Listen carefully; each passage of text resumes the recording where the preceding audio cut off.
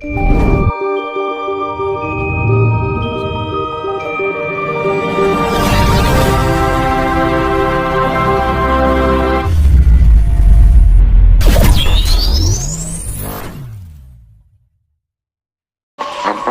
waktu yang lalu kan Mas Dinus ini sering mengatakan bahwa ada gunung meletus dan banjir yang dahsyat. Bener nggak? Itu mau diralat nggak kira-kira? Bisa maju kira-kira? Nah itu kan ya tadi saya bilang itu adalah perulangan jumlah angka tahun yang hasilnya 6. Perulangan 3 kali dari abad 21 ini. Jumlah angka tahun yang ketika dijumlah hasilnya 6, yaitu 2004 kejadian Aceh di bulan Desember, di bulan 12. 2013 2 tambah kok 2000 ya 2013 dijumlah 6 di bulan Desember terjadi banjir bandang. Karena apa? Angka 6 itu kalau dijumlah 12 itu hasilnya apa Mas? 9 toh? 1, 2 tambah 6 itu habis 9 toh Mas? Makanya angka 9 itu angka penutup juga angka pembuka. Jadi kaya wong renovasi kuwi. Ya toh? Dan itu terjadi berturut-turut itu angka urutan dari terhitung dari abad 21, ya kan? Kan ngono. Karena dikarenakan di tahun 2013 itu kan angka ganjil ya. Di sini kan angka genap 2, 4 kan ngono. Dampaknya lebih besar. Kan gitu.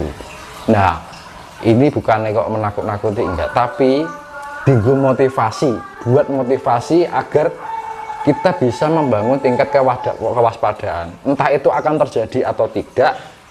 Karena orang Jawa itu ngilmu titen, gitu. Mengingat sesuatu yang pernah terulang. Loh, angka itu berpengaruh loh, gitu. Oh, saiki arep pernikahan wek ngitung angka, gitu. Gitu.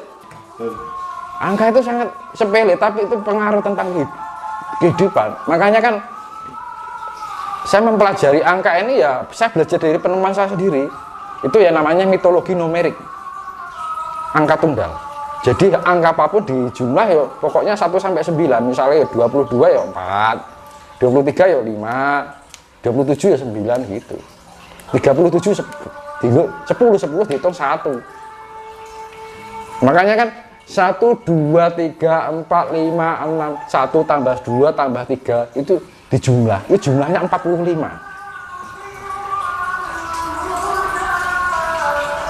Hasilnya sama. Jangan kalau nggak percaya 1 kali 2 kali 3 kali 4 kali hasilnya lah sama sampai 9. 1 tambah 2 tambah 3 pokoknya sampai 9 hasilnya sama. Itu mitologi numerik angka tunggal. Ya itu memang aku menemukan ini sendiri. Makanya ini gimana namakan ilmu logika matematika statistik kan, yang dihubungkan dengan mitologi atau filosofi kehidupan. Alur kehidupan ini terproses karena apa? Kehidupan ini tercipta karena ada putaran, ya kan? Dengan putaran ini akhirnya menghasilkan waktu. Nah, waktu-waktu ini akan menghasilkan angka, gitu. Makanya segala kehidupan ini tidak lepas dari angka, gitu. Nah, enek angka nyatane di enek tanggalan, gitu. Gitu. Senin teko Setu, Senin teko Setu, Senin teko Setu, gitu. Angka itu penting, kadang diabaikan. Loh, kita belajar dari angka itu sangat manfaat banget loh. Itu ilmu titan. Gitu. Momennya tidak digugulin jam sekian. Gulet togel gitu. Loh, itu kan rumusan kan. Teka-teki, karena apa? Otak manusia itu bisa dirumuskan juga pakai angka. Loh, angka itu fleksibel sebenarnya. Cuman kadang orang kan butuh penelitian juga untuk itu. Makanya diperlukan logika matematika, mitologi.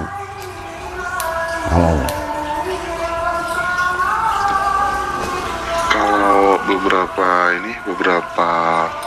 narasumber spiritual kita lihat di media sosial kan banyak yang menerka-nerka waktu kapan terjadinya tsunami raksasa gitu. Kalau Mas Tinus memperkirakan kapan itu? Kita nggak usah memperkirakan kapan itu terjadi, karena apa? Berpikirannya apa, Pak? Itu yang terjadi biar terjadi, kita hanya bisa memaklumi. Yang kita perlukan adalah bicaranya aku bisa selamat. Udah tahu ya, ya. Nah, saya kembali kalau satu yang pernah mengatakan ada bencana hebat itu Bu siapa, Bu Ningsih Tinampi ya. Kalau dari perspektif pandang Mas Tinus ya, secara kacamata batin gitu ya, itu kira-kira akan terjadi bencana apa sih Mas? Ya itu tadi otomatis kan untuk membuka lembaran baru kan ya kayak orang bangun rumah aja, dileburkan dulu baru direnovasi kan. Ya sama aja kehidupan itu seperti itu di alam ini. Itu alam itu akan melakukan keseimbangan, dan keseimbangan itu menggunakan air. Ya itu bisa disimpulkan sendiri, air yang bisa memurnikan atau pergerakan alam itu melalui elemen air. Intinya seperti itu.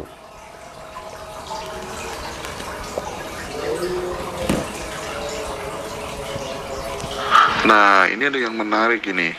Seorang ustadz mengatakan, ya, Buya Razi kalau nggak salah ya, masifnya bencana yang terjadi ini, banyaknya bencana yang terjadi ini tanda bahwa Al-Mahdi akan segera dibaiat ya. Gimana itu menanggapi hal itu, Mas? Nah, ya itu memang untuk pengawalan segala sesuatu yang sifatnya itu kan bagian dari pengejawantahan dari sifat Gusti yang dilambangkan adalah Awatara Wisnu. Makanya kan setiap akhir zaman itu selalu diejawantahkan yaitu manifestasi dari Wisnu. Ya Wisnu itu memang kayak zaman dulu yang adanya air, yaitu turunnya dewa ikan jelmaan dari dewa Wisnu, ya kan?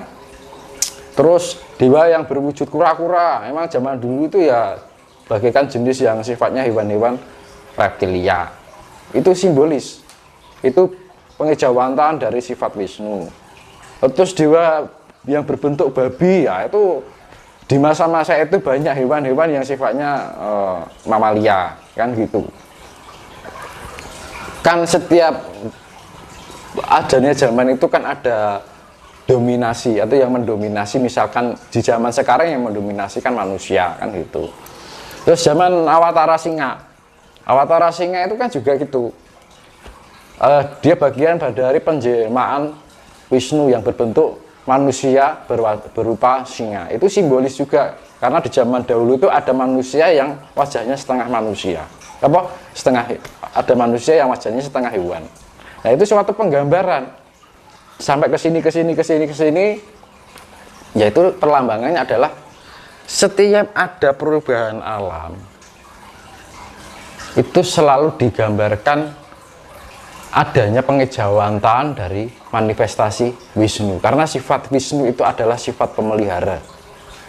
Makanya adanya dewa pencipta adalah dewa Brahma, dewa pemelihara adalah dewa Wisnu, dewa pelebur adalah Siwa. Makanya setiap ada peleburan akan berkaitan dengan Siwa, yaitu yang namanya Mahma. Itu Suloka sebenarnya. Unsur penciptaan api, makanya kehidupan itu segala semuanya tercipta dari api, ya kan? Kita bikin kendaraan kan dilebur dulu dengan api, ya kan? Akhirnya berbentuk rangka-rangka motor, kan gitu. Ya sama aja. Karena apa? Api itu sifatnya pembentukan untuk pematangan menjadi suatu kehidupan. Itu sifatnya api, maka disebutnya dalam orang luhur kita menyebutnya adalah Brahma, dewa Brahma. Terus bagian memelihara itu adalah dewa Wisnu. Nah, Wisnu itu simbol manifestasi dari atmosfer. Karena apa? Kehidupan ini yang menyelimuti bumi ini, kalau tidak ada atmosfer juga tidak ada kehidupan. Karena atmosfer itu adalah sifatnya pemeliharaan bumi ini. Makanya di dalam India itu kan ada sifat Wisnu pakai kulitnya warnanya biru, itu kan simbol langit. Kalau di dalam pewayangan Wisnu simbolnya kulitnya hitam. Karena apa? Ketika langit di malam hari warnanya hitam. ya kan? Kalau di siang hari warnanya biru, itu simbol Wisnu. Makanya kan Bathara Sri Krishna atau Wisnu itu kalau di pewayangan badannya hitam. Karena apa? Ketika malam hari langit itu warnanya hitam, atmosfer itu kelihatan hitam.